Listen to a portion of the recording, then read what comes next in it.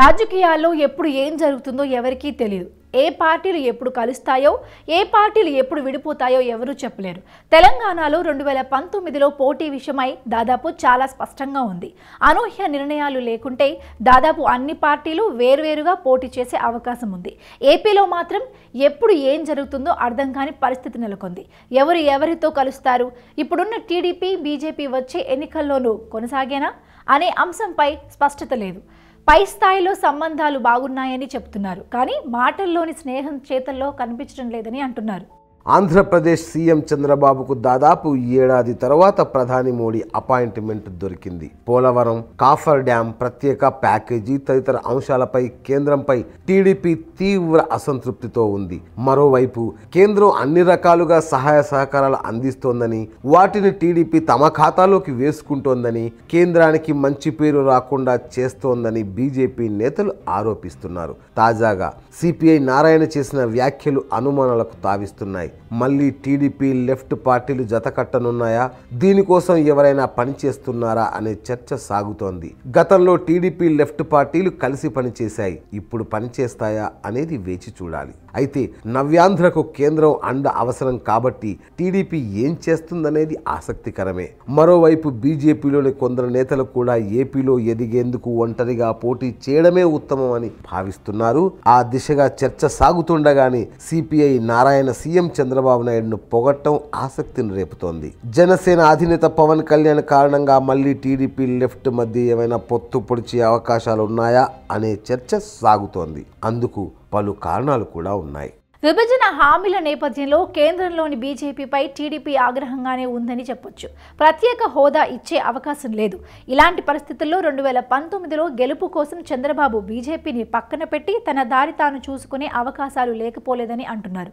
అందుకు ప్రత్యామ్నాయమే left. Janasena TDP కలిసి పోటీ చేసే విషయాన్ని కొట్టి పారేయలేమని అంటున్నారు. వచ్చే ఎన్నికల్లో టీడీపీకి గెలుపు అవసరం. బీజేపీతో ఉంటే ఇబ్బంది తప్పదని టీడీపీ నేతలు కొందరు భావిస్తున్నారు. ప్రత్యేక హోదా ఇవ్వని బీజేపీపై పవన్ కళ్యాణ్ నిప్పులు చెరుగుతున్నారు.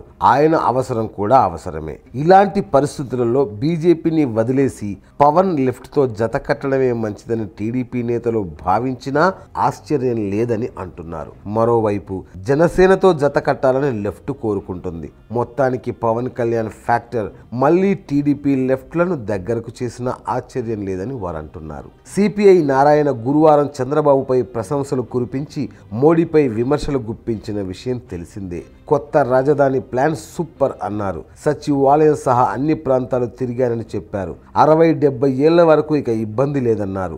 రాజధానికి కేంద్రం చిల్లి గవ్వ ఇవ్వడం లేదన్నారు. తమ వల్లే చంద్రబాబుకు మోడీ అపాయింట్మెంట్ ఇచ్చారన్నారు. తాను రాజా ఇటీవల మోడీని కలిశామని, పోలవరం ప్రాజెక్టు జాప్యమైతే ఏపీకి నష్టమని తెగేసి చెప్పామని అన్నారు. ఆ తర్వాత టీడీపీ ఎంపీలు వెళ్లారని, ఆ తర్వాతే చంద్రబాబుకు అపాయింట్మెంట్ ఇచ్చారని చెప్పారు.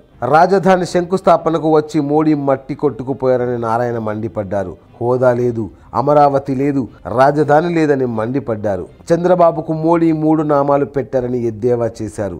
ఏపీకి సహకరిస్తే చంద్రబాబు దాన్ని ఉపయోగించుకొని బలపడతారని మోడీ భావిస్తున్నారని, చంద్రబాబు బలపడితే బీజేపీకి లాభం లేదన్నారు.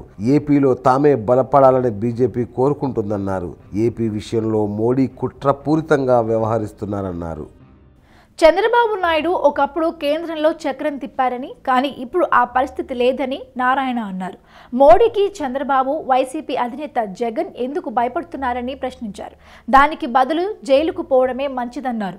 రాజకీయాల్లో ఏడాది జైల్లో ఉంటే వచ్చే నష్టమేమీ లేదన్నారు. ప్రజల ఆశలు, ఆలోచనలు నెరవేరేలా చంద్రబాబు పోరాడాలన్నారు. ఇదిలా ఉండగా రాజధానిలోని నిర్మాణాలను ప్రశంసించడం ద్వారా నారాయణ వైసీపీ అధినేత జగన్కు ఊహించని షాక్ ఇచ్చారు. లెఫ్ట్ పార్టీ బాబుపై ప్రశంసలు కురిపించడం ఊహించని షాకే. ఇది ఏపీ రాజకీయాలపై special story. Keep watching YoYo TV. Don't forget to subscribe.